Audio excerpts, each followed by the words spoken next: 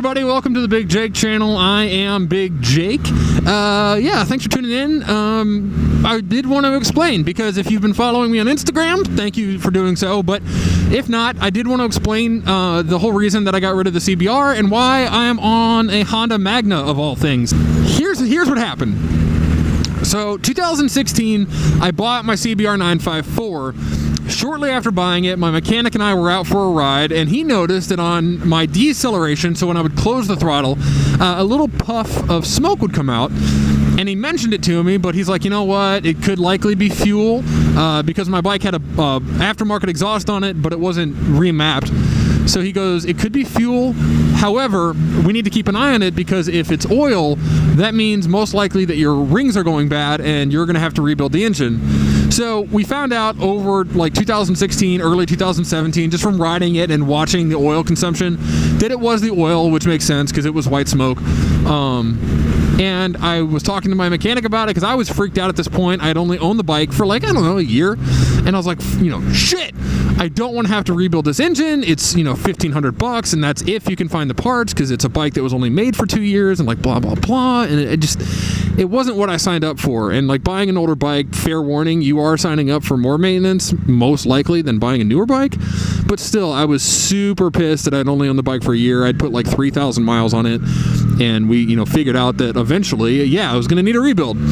But my mechanic assured me, he's like, look, dude, you can ride this as burning oil is not a death sentence. He's like, it's going to smoke a little bit, and you need to keep an eye on the oil consumption, because you're going to go through it a lot faster than a regular, actually good running bike.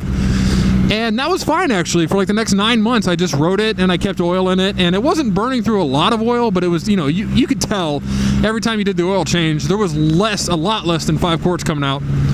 So the 2018 season started to roll around, and I was looking at my bike, and I don't know, that's a whole nother video. I love the sport bike. I love them. I still do. But they're just so much freaking work, man. They're so uncomfortable.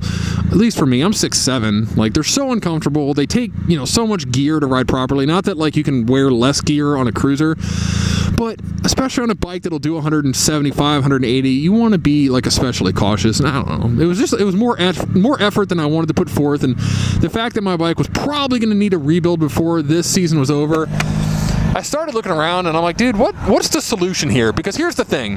Yeah, the CBR 954, even if the engine was blown, which mine wasn't, still worth money. Still worth money, because it's a rare bike, and mine was in really good shape except for the piston rings.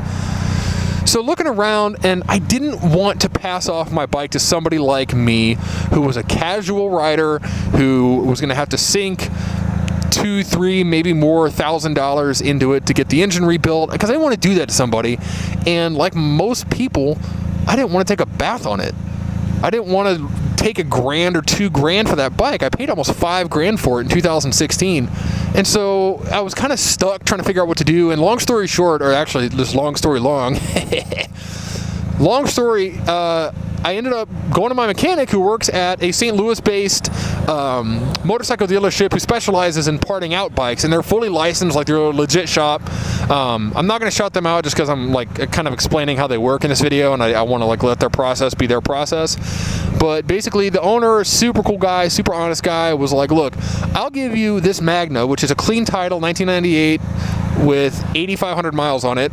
I'll give you that and cash for your 954. You can walk away from your 954 with money in hand and a perfect running bike. And I was like, no hesitation, done. Like, let's go. And didn't even negotiate with him, because he was giving me a really fair deal from the get. There was nothing to negotiate. So took the deal, basically dropped my 954RR off on a Tuesday, picked this up on a Wednesday, I think is how it worked, something like that. And by like Friday morning, my 954 was gutted. I mean gutted. Like, the whole bike fit onto a set of Gorilla shelves, like 5 shelves, just ripped apart piece by piece by piece. And like, it was hard to see that, because again, the bike was super clean. Even with the engine issues, it was still really like a minty bike. It just needed, to be ripped apart and put back together. But in this case, it was just ripped apart permanently. This person's being super slow. So yeah, now I've got this Magna. I don't know how long I'm going to keep it. I just like barely am getting to ride it now after having it for a month. So I don't know how long I'm going to have it. There's a couple other bikes that I've got my eye on, and with my new job that I'm starting here soon, I should be able to afford like a higher end bike than I maybe had in the past. But also, I don't owe anything on this bike, and it runs really well, and it only has 8,500 miles on it. So the motivation for me to get something else is kind of low, because there's no drama with this bike. I own it. It runs well. Like, I don't know. We'll see. I've got attention deficit disorder really bad, so there's a decent chance that even if I say I'm going to keep it in 3 weeks, it'll be something different. So we'll see. But that's the story. That's where the CBR went, into a million pieces and on the internet for people to buy. Yeah, I hope you've enjoyed this video. It's good to be back. I love you all. If you haven't already, hit that subscribe button. If you get really bored, you can follow me on Instagram. I am Big Fast Jake on Instagram. Link is in the description below. I love you all, and yeah, bye.